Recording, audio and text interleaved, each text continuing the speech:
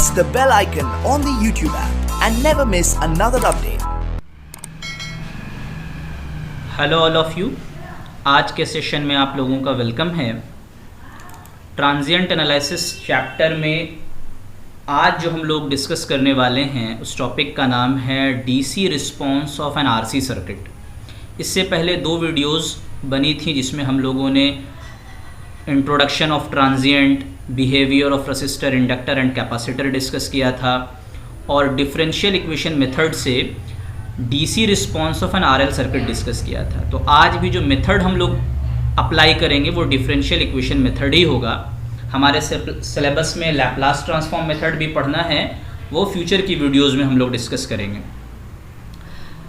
Last videos में कुछ students को डाउट था, तो आज की वीडियो में कोशिश होगी कि उन डाउट्स को भी हम क्लैरिफाई कर सकें। तो आज की वीडियो को बिल्कुल एंड तक देखिएगा और नेक्स्ट वीडियो जो हम लोग डिस्कस करेंगे वो डिफरेंशियल इक्वेशन मेथड से आरएल सर्किट और आरसी सर्किट से रिलेटेड कुछ न्यूमेरिकल्स डिस्कस करेंगे, जिसमें प्रीवियस ईयर जो क्वेश्चन पूछा गया था वो भी डिस्कस किया जाएगा। तो वीडियो को एंड तक देखिए। वीडियो शुरू करते हैं।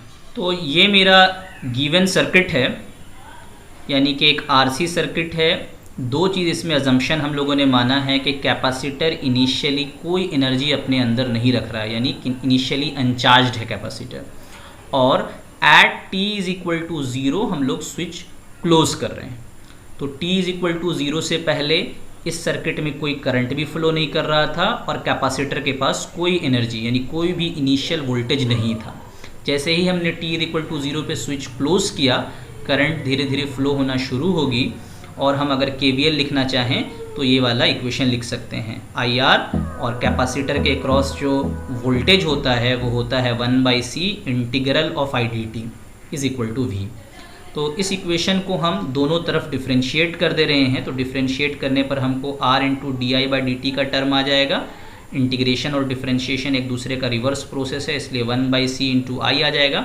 और v एक कांस्टेंट टर्म है और हम जानते हैं किसी भी कांस्टेंट का डिफरेंशिएशन 0 होता है। तो हम लोगों को r di/dt और जो है एक differential equation, first order differential equation मिल गया। ठीक है, अब इसको हम लोग क्या कर सकते हैं, हम लोग इस di/dt जो मेरा डेरिवेटिव टर्म है उसके कोफिशिएंट को हम लोग 1 करेंगे। तो मेरा इक्वेशन इस तरह से हो सकता है di/dt 1/RC I is equal to 0। क्योंकि इसमें राइट हैंड साइड में 0 है इसलिए ये एक होमोजीनियस डिफरेंशियल इक्वेशन है और RHS में 0 होने की वजह से इसका कोई पार्टिकुलर इंटीग्रल नहीं होगा। लास्ट वीडियो में भी हम लोगों ने डिस्कस किया था कि डिफरेंशियल इक्वेशन में सॉल्यूशन जो होता है वो CF प्लस PI होता है। PI RHS के लिए होता है, यहाँ पे चूंकि RHS कुछ है नहीं, 0 है, इसलिए मेरा IP नहीं होगा और I का जो टोटल वैल्यू होगा सिर्फ और सिर्फ IC यानी कि कॉम्प्लीमेंट्री फंक्शन होगा। ठीक है, तो अब हम पिछले बार की तरह यहाँ di/dt के जगह में कैपिटल D लिख दे रहे हैं, डेरिवेटिव टर्म, I कॉमन निकाल के 1/RC कर दे रहे हैं इक्वल टू 0। तो ये एक सिंपल सा इक्वेशन है। अगर f of d is equal to 0 करेंगे तो हमको d का वैल्यू मिलेगा -1/RC। तो डिफरेंशियल इक्वेशन में हम लोग जानते हैं कि जो मेरा इस तरह के इक्वेशन का सॉल्यूशन होता है वो इस तरह से होता है कि एक c एक कांस्टेंट ले लेते हैं जो कि इनिशियल वैल्यू होता है into e to the power of जो भी d को सॉल्व करने के बाद आया था उसको यहाँ पर रख देते हैं। इसलिए फाइनली क्या हो जाएगा, I is equal to c into e to the power of -1/RC into t। जो भी टर्म यहाँ पर f of d is equal to 0 करके आता है उसको यहाँ पर t के साथ कोफिशिएंट करके लिखा जाता है। तो ये मेरे करंट का इक्वेशन आ गया। ठीक है, अब हमको c का वैल्यू निकालना है क्योंकि c जो है इनिशियल वैल्यू है। तो c की वैल्यू निकालने के लिए थोड़ा सा समझिएगा। ये जो मेरा सर्किट था इसमें इनिशियल वैल्यू ऑफ वोल्टेज यानी VC0 माइनस कितना था, क्योंकि कोई भी वोल्टेज स्टोर किया हुआ नहीं था, वो तो 0 था। कैपेसिटर की प्रॉपर्टी क्या है कि वो सडन चेंज इन वोल्टेज को अलाउ नहीं करता, यानी स्विचिंग एक्शन के जस्ट बाद भी वोल्टेज 0 ही रहेगा। 0 रखने के लिए इसको किस तरह से बिहेव करना पड़ेगा, इसको शॉर्ट सर्किट होना पड़ेगा। CSO अगर आपको याद होगा, capacitor initially behaves like short circuit. तो VC0 माइनस और Vc0 प्लस दोनों ही का वैल्यू 0 होगा, क्योंकि कैपेसिटर की प्रॉपर्टी है कि वो इनिशियली शॉर्ट सर्किट की तरह बिहेव करता है। तो जब इनिशियली कैपेसिटर शॉर्ट सर्किट की तरह बिहेव कर रहा था तो करंट की वैल्यू क्या हो जाएगी, सर्किट में सिर्फ और सिर्फ रेसिस्टर रहेगा, तो करंट की वैल्यू हम लिख सकते हैं V/R। तो इस तरह से I0 प्लस यानी जस्ट आफ्टर स्विचिंग एक्शन जो करंट सर्किट में फ्लो करेगी उसकी वैल्यू होगी V/R, और वही C का वैल्यू हो जाएगा इनिशियल वैल्यू का, जो I इक्वल टू जहाँ पे जो इक्वेशन में C आ रहा था C के जगह में हम V/R पुट करेंगे। तो फाइनली जो मेरा इक्वेशन आ गया उसकी वैल्यू हो गई I is equal to V/R into e to the power of -1/RC into T। अब यहाँ पे जो टर्म है RC इसको टाइम कांस्टेंट माना जाता है। याद रखिएगा RL सर्किट में टाइम कांस्टेंट का वैल्यू था L/R और RC सर्किट में टाइम कांस्टेंट का वैल्यू है RC। ठीक है, टाइम कांस्टेंट इसका यूनिट सेकंड होगा। अच्छा, टाइम कांस्टेंट क्यों मान रहे हैं? बेसिकली टाइम कांस्टेंट एक ऐसा टाइम है कि अगर आप t के जगह में मान लेते हैं, t के जगह में आप RC ही पुट कर दीजिएगा इस इक्वेशन में, तो RC और RC कट जाएगा, सिर्फ -1 बचेगा, यानी I is equal to V/R into e to the power of -1। तो इसी तरह से आप जो है एक पर्टिकुलर वैल्यू पा सकते हैं। अगर आप t का वैल्यू RC पुट कर देते हैं तो आपको जो इक्वेशन है वो इंडिपेंडेंट ऑफ जो है यहाँ पर इस टर्म में R और C जो आ रहा था उससे इंडिपेंडेंट हो जाता है। तो आप इस ग्राफ को भी जो है समझ सकते हैं कि शुरुआत में कैपेसिटर जब शॉर्ट सर्किट की तरह बिहेव कर रहा था तो करंट मैक्सिमम फ्लो कर रहा था। करंट का वैल्यू कितना था? V/R, जो कि मैक्सिमम करंट था। फिर धीरे धीरे कैपेसिटर जो है चार्ज होना शुरू हुआ और एक टाइम ऐसा आएगा कि फाइनली, क्योंकि हम जानते हैं कैपेसिटर का IC का फॉर्मूला होता है C इंटू dy/dt, जब वोल्टेज कांस्टेंट हो जाएगा तो करंट की वैल्यू जीरो हो जाएगी। और करंट जीरो कब होती है? जब कैपेसिटर ओपन सर्किट की तरह बिहेव करे। तो आप देख सकते हैं कि ये ग्राफ जो है वो V/R, ये जो इसका V/R जो यहाँ पे V/R से स्टार्ट हुआ इनिशियली मैक्सिमम वैल्यू से, और फाइनली चूंकि कैपेसिटर को ओपन होना है और ओपन में करंट का वैल्यू जीरो हो जाता है तो 5 टाइम कांस्टेंट पे ये जो है करंट का वैल्यू जीरो हो जा रहा है। ठीक है, तो जो इक्वेशन हम लोग निकाले हैं वो कैपेसिटर की प्रॉपर्टी को भी जो है फॉलो कर रहा है। अब उसी तरह से अगर हमको वोल्टेज अक्रॉस रेसिस्टर निकालना है तो I इंटू R कर देंगे तो फाइनली निकल जाएगा V into e to the power of -t/RC volt, यानी रेसिस्टर के अक्रॉस भी वोल्टेज क्या हो जाएगा? धीरे धीरे देखिएगा रेसिस्टर के अक्रॉस भी वोल्टेज क्या हो रहा है? घट रहा है धीरे धीरे। क्यों? क्योंकि करंट की वैल्यू घट रही है। करंट की वैल्यू घटेगी तो जाहिर सी बात है I इंटू R, तो करंट की वैल्यू जब घटेगी तो वोल्टेज अक्रॉस रेसिस्टर भी धीरे धीरे घटेगा। उसके बाद जब हम कैपेसिटर के अक्रॉस वोल्टेज निकालेंगे तो ये फॉर्मूला होता है कैपेसिटर के अक्रॉस वोल्टेज का, सॉल्व करेंगे तो आ जाएगा V into 1 - e to the power of -t/RC। तो देखिएगा कैपेसिटर तो इनिशियली शॉर्ट सर्किट की तरह बिहेव कर रहा था, CSO इनिशियली शॉर्ट सर्किट की तरह बिहेव कर रहा था, मतलब जीरो से स्टार्ट हुआ था, और फाइनली ओपन सर्किट की तरह बिहेव कर रहा, मतलब जो मैक्सिमम वोल्टेज, और मैक्सिमम वोल्टेज क्या हो सकता है? वोल्टेज जो सप्लाई आपको दे रहा V। तो कैपेसिटर का ग्राफ देखिएगा कैपेसिटिव वोल्टेज का, कि जो है वो जीरो से स्टार्ट होके VC तक पहुंचने की कोशिश करेगा, मतलब V तक पहुंचने की कोशिश करेगा। ठीक है, अच्छा यहाँ पर टाइम कांस्टेंट का डेफिनेशन भी है। अगर इसी VC वाले इक्वेशन में आप T के जगह में टाइम कांस्टेंट RC पुट कर दीजिएगा तो इक्वेशन क्या बन जाएगा? V into 1 - e to the power of -1। देखिए यहाँ पे 1 टाइम कांस्टेंट पे अगर आप VC की वैल्यू निकालिएगा तो कुछ 0.632 आएगा, 0.632 आएगा। तो टाइम कांस्टेंट का डेफिनेशन यहाँ पे है कि time taken by capacitor to attain 63.2% of its final value, क्योंकि यही जो है फाइनल वैल्यू की तरफ मैक्स किसी एक पर्टिकुलर वैल्यू की तरफ जा रहा है। तो टाइम कांस्टेंट का डेफिनेशन RC सर्किट के केस में हो जाता है कि जो टाइम कैपेसिटर को लगा जीरो से लेकर के 63.2% of final value. Final value क्या है? V। फाइनल वैल्यू V के 63.2% पहुंचने में जो टाइम लगा उसको हम लोग टाइम कांस्टेंट कहेंगे। तो इस टॉपिक में भी हम लोगों ने जो है करंट का इक्वेशन निकाला, फिर करंट का ग्राफ निकाला, फिर वोल्टेज अक्रॉस रेसिस्टर का इक्वेशन निकाला, वोल्टेज अक्रॉस रेसिस्टर का ग्राफ निकाला, वोल्टेज अक्रॉस कैपेसिटर निकाला, वोल्टेज अक्रॉस कैपेसिटर का ग्राफ निकाला, टाइम कांस्टेंट का डेफिनेशन जो है जाना। ठीक है, और 5 टाइम कांस्टेंट आप खुद भी कैलकुलेटर लेके यहाँ पर V into 1 - e to the power of -5 put कीजिएगा तो लगभग आपको 99% से भी ज़्यादा मिलेगा। तो 99% से ज़्यादा मिलने को हम लोग लगभग स्टेडी स्टेट बोल देते हैं, ठीक है ना। यानी कि कैपेसिटर जो है अपने फाइनल वैल्यू तक लगभग पहुंच चुका है और कैपेसिटर के अक्रॉस जो वोल्टेज है वो लगभग ज़ीरो हो चुका है।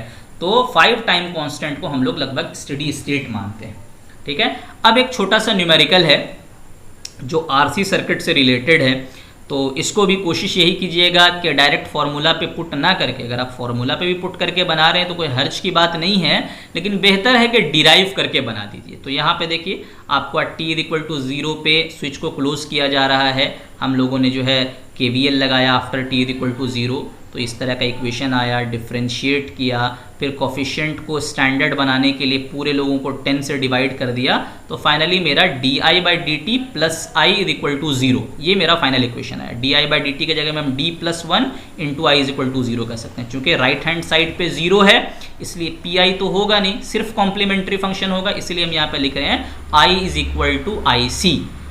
RL वाले सर्किट में क्या लिखे थे, I = IC + IP, यहाँ पर IP की वैल्यू 0 है, ठीक है। उसके बाद C × e⁻, इसको सॉल्व करने पर क्या आएगा, -1 आएगा, तो e⁻−1 × t लिख सकते हैं, ठीक है। अब हमको इनिशियल वैल्यू C का वैल्यू जानना है, तो हम जानते हैं कि कैपेसिटर के स्विचिंग एक्शन से पहले का वोल्टेज और स्विचिंग एक्शन के बाद का वोल्टेज सेम होता है। तो यहाँ पर स्विचिंग एक्शन से पहले भी वोल्टेज 0 था, तो just after switching action capacitor के अक्रॉस वोल्टेज 0 रहेगा, मतलब इनिशियली वो शॉर्ट सर्किट की तरह बिहेव करेगा। तो यहाँ पर देख सकते हैं आप कि शॉर्ट सर्किट की तरह बिहेव कर रहा है। जब कैपेसिटर शॉर्ट सर्किट की तरह बिहेव कर रहा है तो इनिशियली सर्किट का करंट कितना हो जाएगा, V/R का मतलब 20/10 यानी कि 2, तो I ऑफ 0+ का वैल्यू 2 आ गया। तो हम ये C का वैल्यू निकल जाएगा और C का वैल्यू के साथ ये इक्वेशन आपका कंप्लीट हो जाएगा, I = 2 × e⁻t एम्पेयर। इसी तरह से आप VR का वैल्यू निकाल सकते हैं, VC का वैल्यू निकाल सकते हैं, ठीक है। तो ये 3 फॉर्मूला है जो आप लोगों को RC सर्किट से रिलेटेड याद रखना है, और एक पॉइंट याद रखना है कि जो टाइम कांस्टेंट होता है उसका वैल्यू होता है RC। अब थोड़ा सा जो डाउट है आप लोगों का वो हम ज़रा सा डिस्कस कर ले, है ना। ब्रीफली दोनों ही सर्किट को हम लोग एक्सप्लेन करेंगे। देखिए इंडक्टर के लिए याद रखिएगा LOS कि inductor initially behaves like open circuit and finally behaves like short circuit, है ना। इंडक्टर को अगर आप DC से कनेक्ट कर देंगे तो कुछ देर के बाद वो शॉर्ट सर्किट की तरह बिहेव करने लगेगा।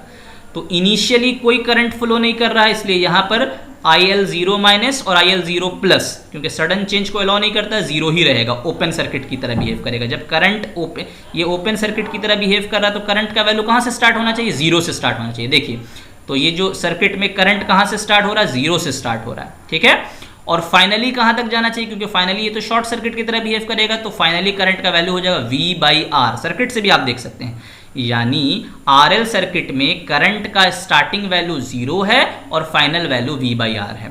अब ये वाला इक्वेशन हम लोग डिराइव किए थे, फिर से दोबारा डिराइव नहीं करेंगे। इस इक्वेशन में R/L को हम लोग L/R को हम लोग बोले थे टाइम कांस्टेंट। अगर T के जगह में हम L/R पुट कर दें तो R/L और L/R कैंसिल हो जाएगा, E का पावर सिर्फ -1 बचेगा। अगर आप सॉल्व कीजिएगा I = V/R 1 - e⁻−1, तो आपको 0.632 V/R आंसर आएगा। आप कर सकते हैं, खुद से कैलकुलेटर से कर सकते हैं। तो इसी चीज़ को हम लोग टाइम कांस्टेंट कहें हैं कि जितना टाइम लगा करंट को उसके इनिशियल वैल्यू 0 से लेकर के फाइनल वैल्यू V/R के 63.2% पहुंचने में, उसी को हम लोग टाइम कांस्टेंट कह रहे हैं। तो आप सर्किट को देख के करंट का इनिशियल वैल्यू बता सकते हैं जो कि 0 है, और फाइनल वैल्यू बता सकते हैं जो कि V/R है। अच्छा, सर्किट कितनी देर में अपना स्टेडी स्टेट वैल्यू अटेन कर लेगा वो डिपेंड करता है R और L की वैल्यू पर। R और L का वैल्यू जैसा जैसा होगा आप इसको अपने हिसाब से रख सकते हैं, उसी हिसाब से जो है सर्किट जो है अपना स्टेडी स्टेट वैल्यू अटेन करेगा। अच्छा, VR का फॉर्मूला ये आया था, VL का फॉर्मूला ये आया था, ऑलरेडी हम लोग डिराइव कर चुके हैं, दोबारा डिराइव करने की ज़रूरत नहीं है।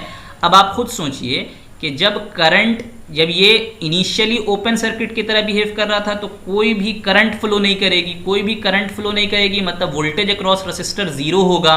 तो वोल्टेज अक्रॉस रेसिस्टर 0 होगा मतलब देखिए VR का जो ग्राफ है वो 0 से स्टार्ट हो रहा है और कहाँ तक जाएगा, क्योंकि ये फाइनली तो आप देख सकते हैं कि ये शॉर्ट सर्किट की तरह बिहेव कर जाएगा। तो आप ये वाला इक्वेशन में देखिए, ये वाला टर्म जब खत्म हो जाएगा तो सिर्फ v बचेगा ना, तो फाइनली जो है v तक पहुंचेगा। तो यहां से लेके यहां तक ग्राफ गया है। इंडक्टर का क्या केस है, इंडक्टर इनिशियली ओपन हो गया था, यानी मैक्सिमम वोल्टेज, ओपन सर्किट में वोल्टेज मैक्सिमम रहता है, तो जो भी V था सारा का सारा V इंडक्टर के क्रॉस अपेयर हो रहा था, ठीक है ना। तो देखिए इंडक्टर इनिशियली V से स्टार्ट हुआ है और 5 टाइम कांस्टेंट के बाद इंडक्टर जब शॉर्ट सर्किट की तरह बिहेव करने लगा तो वो 0 तक पहुंच गया। शॉर्ट सर्किट में वोल्टेज ड्रॉप 0 होता है। तो जो भी इक्वेशन है वो अपने ग्राफ को फॉलो कर रहा है, अपने कंपोनेंट की प्रॉपर्टी को फॉलो कर रहा है, तो आप इस तरह से समझ सकते हैं। कैपेसिटर वाला में भी देखिए, याद रखिएगा CSO कि कैपेसिटर इनिशियली शॉर्ट सर्किट की तरह बिहेव करेगा और फाइनली ओपन सर्किट की तरह बिहेव करेगा, है ना। यानी अगर कैपेसिटर का वैल्यू स्विचिंग एक्शन से पहले 0 था तो जस्ट आफ्टर स्विचिंग एक्शन भी 0 होगा। तो उसके लिए करना क्या पड़ेगा, इसको शॉर्ट सर्किट होना पड़ेगा, क्योंकि अगर शुरू में 0 है और स्विचिंग एक्शन के बाद भी 0 होना तो इसको अपने आप में शॉर्ट सर्किट की तरह बिहेव करना पड़ेगा। यानी इनिशियली करंट कितना हो जाएगा, V/R, मैक्सिमम करंट होगा। तो देखिए इस बार करंट का इनिशियल वैल्यू V/R है और 5 टाइम कांस्टेंट, फाइनली क्या होना है, इसको ओपन होना है। तो अगर कैपेसिटर ओपन हो जाएगा तो करंट की वैल्यू 0 हो जाएगी। इसलिए देखिए इनिशियली V/R से स्टार्ट होके करंट 0 पे पहुंच रही है। तो ये वाला ग्राफ भी अपने इक्वेशन को, प्रॉपर्टी को फॉलो कर रहा है। उसके बाद रसिस्टर का इक्वेशन ये है, देखिए, है ना। रसिस्टर का इक्वेशन ये है, तो अगर आप देखें तो रसिस्टर के क्रॉस चूंकि करंट मैक्सिमम था तो वोल्टेज भी मैक्सिमम होगा। तो करंट जो वोल्टेज जो है V से स्टार्ट हो रहा है, इक्वेशन में देख सकते हैं आप, ये V जो है मैक्सिमम है, मतलब V से स्टार्ट हो रहा है। उसके बाद धीरे धीरे चूंकि करंट 0 होती जाएगी, करंट धीरे धीरे कम होती जाएगी, तो वोल्टेज ड्रॉप अक्रॉस रसिस्टर भी धीरे धीरे कम होता जाएगा। कैपेसिटर का उल्टा केस है। कैपेसिटर का इक्वेशन में क्या बताया जा रहा है कि कैपेसिटर शुरू में शॉर्ट सर्किट था, तो कैपेसिटर 0 से स्टार्ट हो रहा है और फाइनली उसको क्या होना, ओपन होना है। ओपन जब होगा तो मैक्सिमम वोल्टेज, जो भी यहां पर वोल्टेज था V, वो कैपेसिटर के क्रॉस जो है अपीयर होगा। तो इसका मतलब है कि कैपेसिटर का जो ग्राफ होगा वो 0 से स्टार्ट होके V तक पहुंचेगा। तो जितने भी इक्वेशन अभी तक आए हैं और जो भी ग्राफ हम लोगों ने बनाया है, जो प्रॉपर्टी हम लोगों ने डिस्कस की है, अगर सबको आप आपस में कंपेयर करके पढ़िएगा तो सब एक दूसरे को सेटिस्फाई कर रहा है। तो इस तरह से अगर आप एनालाइज कर पाएंगे तो आपको न्यूमेरिकल बनाने में काफ़ी हेल्प होगा। हम उम्मीद करते हैं कि आपको ये लेक्चर समझ में आया होगा। आज का लेक्चर अगर समझ में आया है तो नेक्स्ट वीडियो जिसमें हम लोग न्यूमेरिकल्स डिस्कस करेंगे वो काफ़ी आसानी से आप लोगों को समझ में आएगा। सो प्लीज़ वीडियो को अच्छे से समझ के देखिए। Thank you for today.